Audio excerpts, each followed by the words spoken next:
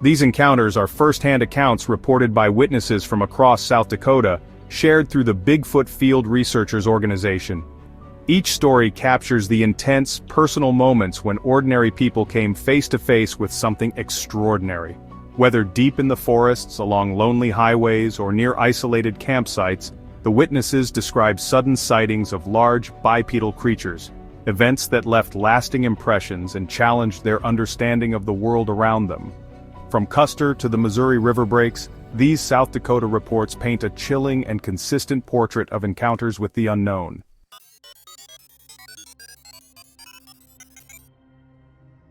Submitted by witness on Saturday, May 26, 2007.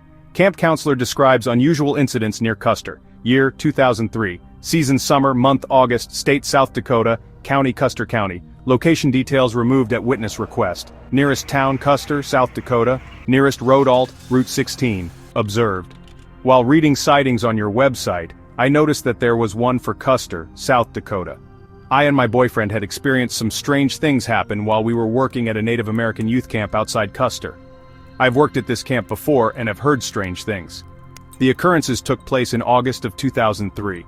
The camp is somewhat isolated by forest, hills, and a small lake. The first occurrence happened when some of us decided to go canoeing out on the lake late at night, maybe around 11 p.m. It was dark, no moonlight that I can remember. My boyfriend and I had come back to shore and were standing and talking along the shoreline. I was facing toward some of the cabins that are situated on a hill. Those cabins are lit by one light post, when I noticed what looked like a person standing up the hill beside a pine tree. I couldn't guess the exact height as it was on an incline, but would say it was rather tall as it stood at least 4 to 5 feet above bushes that were a little shorter than my waist when I stood by them. My boyfriend had his back to the thing and I didn't say anything to him right away because I wasn't sure of what I was seeing. I kept looking at it and noticed that it had fur. Maybe 30 seconds went by when I finally said something to my boyfriend. I told him I thought something was watching us. He said it was probably one of our friends who is very tall, but I replied, I don't think he's as tall as the thing that's watching us.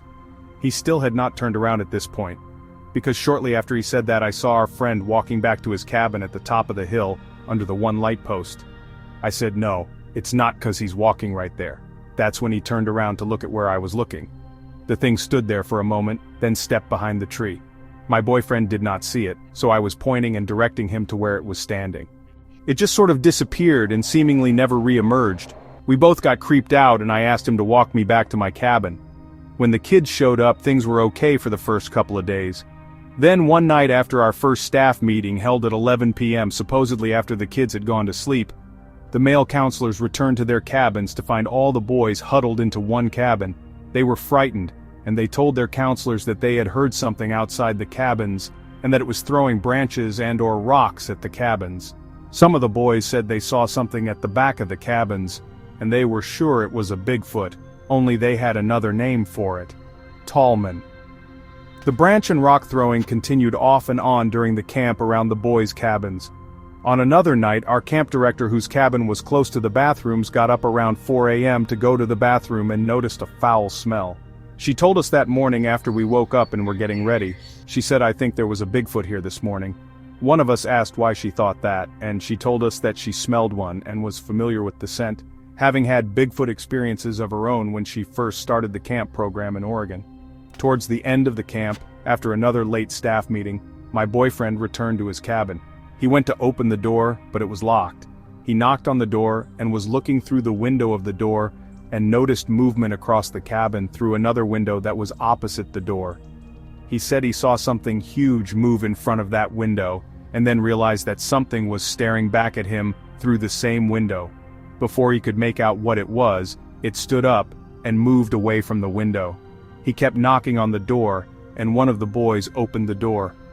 He found the boys had moved their bunk beds away from the windows and were sleeping in the middle of the room.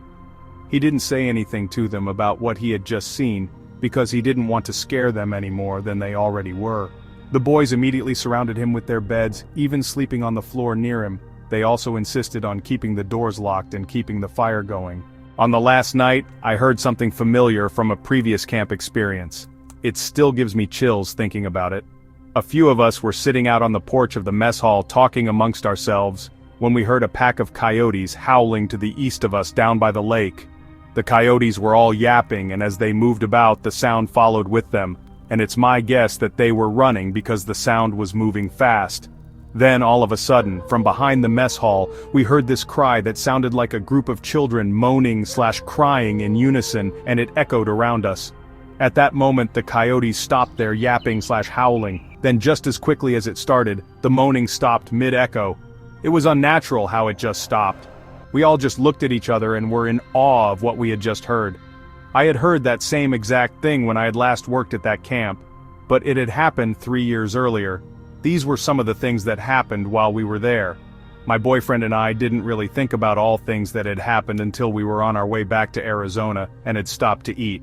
It was then that we fully realized we had a Bigfoot experience. After all, what else could it have been? Also noticed, I can only comment for myself. I would see movement from the corners of eyes along trails every now and then, and having the feeling like I was being watched at times. The length of the camp was 13 days, 3 days of training and 10 days with campers. Other witnesses. There are several witnesses, campers, camp counselors, and camp staff. None of whom I could name now, but my boyfriend is willing to talk about the experience. Other stories. Yes, one of the male counselors told us that the last time he had worked for the camp, he had been visited by a Bigfoot. He was sleeping in his cabin alone when he woke to find a large bipedal creature in his cabin, and he watched it as it moved from bunk to bunk, smelling the beds. He pretended to be asleep when it got to his bed. He said he could feel it standing over him and watching him, and he continued to pretend to sleep. He said he stayed like that for a while until he could no longer feel its presence in the cabin. He told us this after we told him what I had seen. He said he didn't want to come back, but because we were in need of counselors, he came back to work. There was also the experience I had about 3 years earlier with the crying/moaning. But that was the only experience I had that summer, time and conditions. The events took place mostly at night. Environment. The camp is situated in a sort of depression, as it's surrounded by hills that are forested with pine and aspen, and is also bordered by a small lake. Follow-up investigation report. After discussing this report with the original submitter and then with her boyfriend, both witnesses consistently recounted their observations as described above, and a few details can be added. The lasting impression upon them from their unusual experiences seemed clear. They insisted on confidentiality for themselves and the campground where the claimed events took place. In her possible sighting first described, the figure was at a distance of approximately 40 feet, while the light pole next to the cabins was behind it and 80 to 100 feet away. She described it being visible only as a slightly backlit profile which looked mostly like a person but appeared fuzzy and was clearly very tall. The possible rock and branch throwing was apparently only experienced at the boys' cabins. The boys were very frightened, freaked out as he described it, did not want to be left alone, insisted on keeping the fire burning, the door locked and the curtains closed, and he mentioned that the boys would sprint back and forth to the outhouse at night. He did find several baseball bat-sized branches on the backside of the cabin, between it and the tree line 10 feet away, but did not notice any footprints. She mentioned that they really mostly didn't believe it themselves while there because, she said, they tried not to think about it or discuss it much so as not to scare the kids any further and maybe in a kind of denial of their own. It was only after leaving, and while on their drive home, that they really started to seriously discuss and consider their observations, and became convinced that it all really may have been Bigfoot related.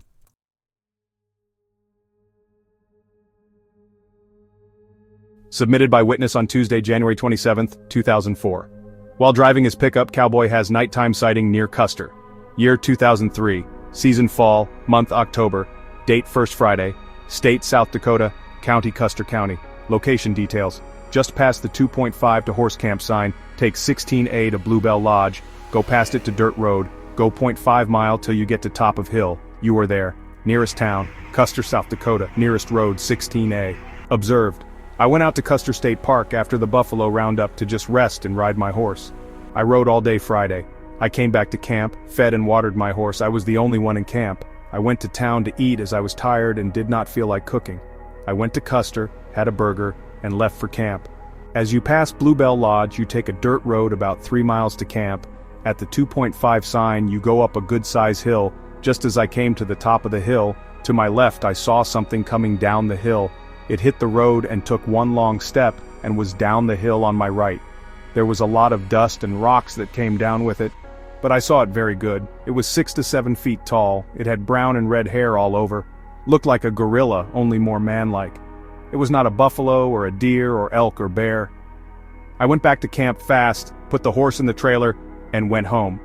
I did not say anything to anyone as they think I am nuts anyway. I know what I saw was not a man in a suit. Also noticed, I did not get out of truck till I got back to camp. Horse was uneasy, hard to load. He always was no big deal to load, he was not happy. We left fast. Other witnesses none. Other stories no. Time and conditions about 9 p.m. Very dark out, it was clear and cold. Environment Custer State Park, high ridges, deep hollows, thick pine trees. Follow-up investigation report. The witness considers himself to be a cowboy. He works with leather, makes saddles and other tack professionally, and he has participated several times in the yearly buffalo roundup on horseback in Custer State Park. He is an avid hunter. When I asked if it could have been a bear, he said, "No, I've actually raised a bear." It was no bear. The creature he saw came down a steep embankment on the left side of the road, landed, not on its feet, on the road just 10 to 15 yards in front of his truck. It was 9 p.m., dark, but he could see it well in his headlights. It picked itself up, and in one step was off the road, and headed down the very steep and high slope on the right side. It was so steep there, he said, that a person would have trouble going down it in daylight. A person wouldn't really even try it, he said. The witness said the creature was tall, had long legs, a thick build, and was covered with hair. It did not turn and look at him when it crossed the road. "I know what I saw," the witness repeated 2 or 3 times to me. "No way it was a man too big," he said. He wasn't interested in Bigfoot at all, he'd heard of it of course. Yeah, I've heard of Bigfoot, Loch Ness, monsters, all that. But I didn't really care about any of that and he doesn't really care about it now. But now he's afraid of being out in the dark and of what he saw, the idea of it mostly. He left the roundup right after his sighting even though he planned to stay another day or two. It really upset him, it has changed his life. He just doesn't want to go out into the wild anymore. He didn't tell the others at the roundup about his sighting because he has a reputation with them as a practical joker. It wasn't worth telling them. He just wanted to leave. This man was completely believable to me. He has no doubt that what he saw was not a man or a bear. He told me he can't quite believe what he saw.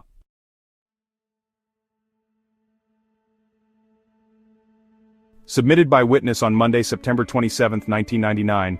Creature observed coming up over a ridge. Year 1996. Season spring, month June. State South Dakota, county Meade County. Location details 1996, Bear Butte State Park, Cheyenne Side. Observed. My sister says I must tell this to this BFRO, so here goes. In June of 1996, I was a helper at a vision quest on the Cheyenne side of Bear Butte. This is a state park, as many or all of the sacred sites of the indigenous peoples of this land are. Camp was set and people went off to do errands as the painters had yet to arrive. I know that I should explain some of the terms I use, but please bear with me, that isn't the point. Anyway, the head woman asked me if I wouldn't mind serving the next camp over some soup when they are done with their work. I say sure. I find myself alone on the back of the butte when the men also leave for town, Sturgis, South Dakota. I am standing at the fire pit wondering what to do with the pot of soup, set it on the ground or put it over on the table, etc. I happen to glance out across the camp and to the ridge beyond about 100 yards. Over the top he came. I say he because I felt this was so, he was as stunned as I was. I dropped my eyes, I don't know why. I looked back, but in that moment, I felt a rush, and the feeling that someone pulled on the back of my t-shirt. No mortal being could travel that fast, nor could they come unseen. In that moment, I was changed. I no longer can nor will poke fun at the cooks who have seen things that few others have seen. My body was charged, goosebumps, I spoke out loud. I'm going to my tent now, as if to let him know I felt no threat. I didn't, but I was unnerved. The elders in camp at breakfast dismissed my sighting as run-of-the-mill, no big thing as many see him back there. Good luck for the camp. People who stand in the doorways see him, as in when alone, watching the fort, or in this case, camp.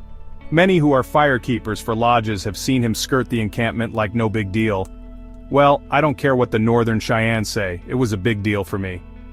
As I struck camp days later, I thought of the feeling, the surprise we both felt.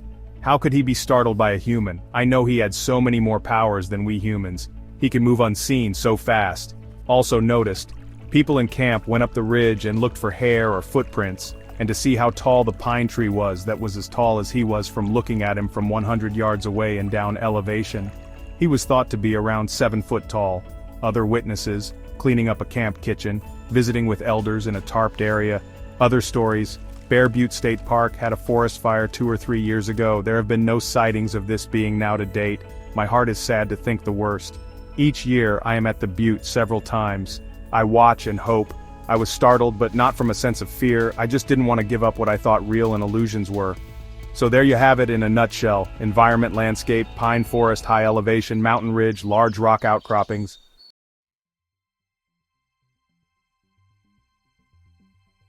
Submitted by witness on Monday, June 13, 2011. Truck driver has early morning sighting on Highway 44 near Missouri River, year 2006, season fall, month November, date 14th, state South Dakota, county Gregory County, location details, 200 to 300 feet to the east of the 1806 Highway 44 junction, nearest town, Burke or Gregory, South Dakota, nearest road, Highway 44, observed, "Hello, I am from rural South Dakota and I have a strange sighting that I saw about 6 years ago. I was driving truck and this was about at 5 in the morning, still dark in the fall of the year, around the end of November. I come onto Highway 44 from 1806, and I turned east onto 44 about 2 miles from the Platte Winter Bridge on the Missouri River. About 200 to 300 feet or so from when I turned, there was a dark figure on the right-hand side of the road, crouching down. At first I thought it was a deer or a fabled mountain lion, but it was too dark colored, and the only thing that made me write this now was as I drove past it, it stood up. This thing was tall enough to look into the top of the passenger side window of my straight truck.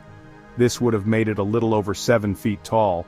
I have never said anything to anyone about this around here because no one would have believed me. I have lived in this area my whole life, and am an avid hunter and fisherman. I have never seen anything like this. Also noticed, none that I know of, but incidents like these are kept quiet and not talked about around here. Even the bar talk is limited. Other witnesses, just myself and the truck. Other stories? No, I have not, besides the recent arrival of the mountain lions. Time and conditions, it was around 7 a.m. Environment. This is the Missouri River breaks in South Dakota. There are lots of oak and cedar trees present. This happened in close proximity of the Corps of Engineers land that borders the river. Follow-up investigation report by BFRO investigator Kirk Brandenburg. I spoke with the witness by phone and found him to be a credible observer. The following details can be added. The sighting lasted 10 to 15 seconds as he approached the unknown animal in his truck and then drove past. The animal was on the right shoulder of the road and clearly illuminated by the truck's headlights.